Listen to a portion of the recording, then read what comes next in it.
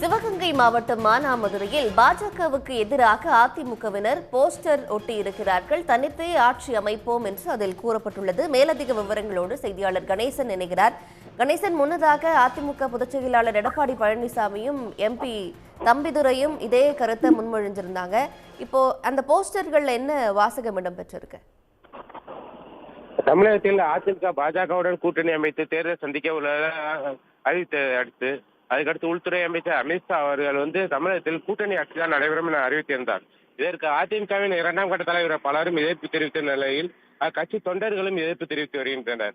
சிவகங்கை மாவட்ட அதிமுக எம்ஜிஆர் இளைஞரணி துணைச் செயலாளர் மணிமாறன் என்பவர் மாவட்டம் முழுவதும் அதிமுக பாஜக இடையே தேர்தலுக்கு மட்டும்தான் கூட்டணியை தவிர ஆட்சியில் எக்காலத்தில் பங்கு இல்லை என்றும், தமிழகத்தில் அதிமுக பெரிய கட்சி என்றும் அதிமுக தலைமையில் தான் ஆட்சி அமையும் என்றும், எக்காலத்தில் எந்த கட்சியோட கூட்டணி அமைத்து ஆட்சி அமைக்க முடியாது என்றும் தெரிவித்துள்ளார். மேலும் அதிமுக சார்பாக அதிமுக புகழேந்தி என்பவர் அடிக்கடி அதிமுக அறிவுரை கூறுவார். அதற்காக கண்டித்து போஸ்ட் ஓட்டியுள்ளார்.